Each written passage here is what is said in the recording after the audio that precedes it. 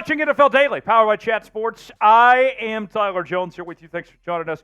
You got questions, I got answers. This comes from our live show that we do on Thursdays where people submit questions to us in real time in the chat using hashtag NFL or super chatting, and we react to them as the questions come in. And if you missed being a part of our mailbag, don't worry. If you subscribe now, then you'll be aware anytime we go live here at Chat Sports. We are your off-season headquarters for all things National Football League, talking news and rumors. We're live a couple days a week. We got you covered with everything you need to know. YouTube.com/ChatSportsTV to subscribe for free. Bosses want to know, can we get 20 subs off today's video? If we do, we'll bring you even more NFL content than ever before. Prove the bosses why we need some more NFL content here on the channel. Subscribe now, and we'll get started here. YouTube.com/ChatSportsTV. Let's begin with Chris Sims checking in the chat. Chris Sims, not the smartest man in the world, I'll be honest, but nonetheless, I always think back when I bring up Chris Sims to his moment in the Red River rivalry, the Red River shootout a couple years ago, the Superman with Roy Williams. Great moment. Chris Sims writes, are the Patriots going to trade Matthew Judon, and if so, where to? I do think the Patriots are trading Matthew Judon. The Patriots are in total rebuild mode. They're starting from scratch. They're starting over again. The post-Bill Belichick era, Elliott Wolf in charge now, Gerard Mayo, the new head coach. And Matthew Judon is at the end of the prime of his career. Last year, he was fantastic up until he got hurt. Had 4 sacks in the first 4 games the year prior to that. He had a career high in sacks. He was great. I loved what I saw from Matthew Judon. But he does not fit the timeline of what the Patriots are on right now. And so I think that the Patriots, with that in mind, knowing they're not going to be very good and that they need to get what they can out of Matthew Judon right now, I expect him to be a post-June 1 trade, probably get a couple day 3 picks out of him. And as far as where he goes, I think going back to Baltimore is a possibility. I think the Ravens would love that if they could bring him in. Some other potential options, I could see maybe the Dallas Cowboys is a possibility. They could use some pass rush help.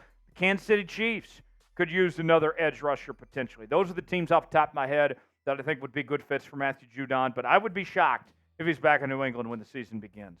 Be the GM here on the channel. Let us know what you think. And tell me, why for yes, in for no. Will the Patriots trade Matthew Judon or not? Chime in. Today's show is sponsored by PrizePicks. PrizePicks, the place to go for daily fantasy made easy. Here's how it works. Choose 2 or more players on any given category. Get the choice of more or less. Whether you are talking fantasy points, maybe we're looking at points in basketball, home runs in baseball, goals in hockey, all sorts of different sports you can mix and match. I'm looking ahead to the start of the NFL season. I got DK Metcalf having more than 1,025.5 receiving yards. I got Lamar Jackson to have a Lamarvelous season. Did you guys hear he's down like 15 pounds? He wanted to get more agile. I never thought Lamar had any agility issues, but nonetheless, I think he'll have another big year. He'll have more than 3,600.5 passing yards.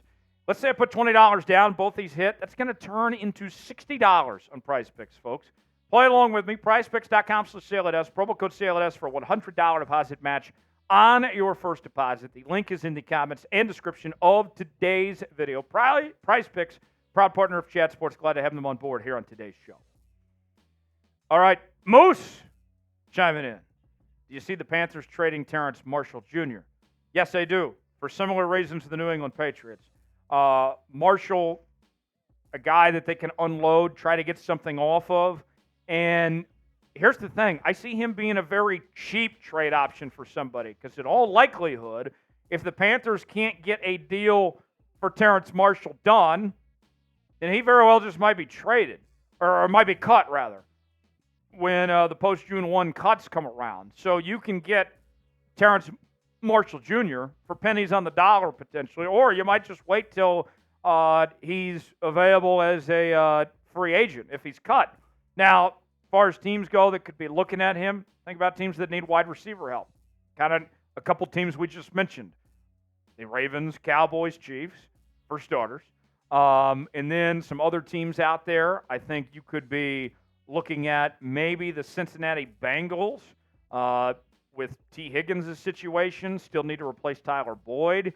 I think that's a possibility. Looking at some other teams, the Pittsburgh Steelers, I think would be an option. They're looking for some receiver help. There will be a market for Terrace Marshall. Don't think that the Panthers will get a ton, but they'll try to get something out of Terrace Marshall. Will the Panthers trade Terrace Marshall Jr.? What do you guys think? Type T for trade, K for keep. Way in the comment section, let us know. Damn, Daniel. Daniel writes in. Texans trade for another cornerback too. I got a name for you, Daniel. Listen closely. Marshon Lattimore. Marshon Lattimore potentially making the move from the New Orleans Saints over to the Houston Texans. You get him out of the NFC. Saints want to unload that contract. Texans got money to spend. They're going all in, unlike their actual counterparts in their state that says they're going all in. That could be a very good fit for Houston. Marshon Lattimore, I think, would make a ton of sense for that Houston Texans team. Watch out, and they've had a very good offseason. They made some good moves. I could see that happening. A few more questions here. Let's go to M. Mac. Writes in, is Dak the problem, or is it ownership and coaching? All right, so let's break this down piece by piece. All right, I think all of them are not blameless, okay? But some are to blame more than others, all right? Let's start off with number one in the Cowboys complaint department. I got to go with ownership. Jerry Jones is the one making the decisions, obviously. He's the acting GM. This is his team that he's put together, and everything's been done the way he's wanted to. I liked that roster they had last year. I thought they underachieved, and coaching was a part of it.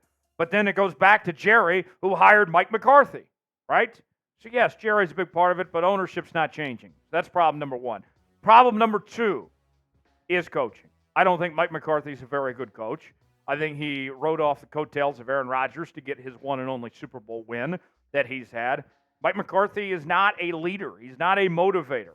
I know that he's a pretty decent offensive mind, but they've had a lot of issues. And I think that he's going to miss Dan Quinn a lot this year.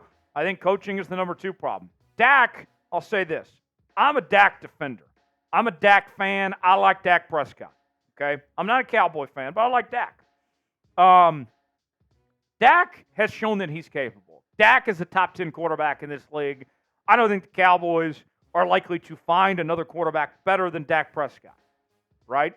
But he hasn't stepped up in the postseason. Two things can be true.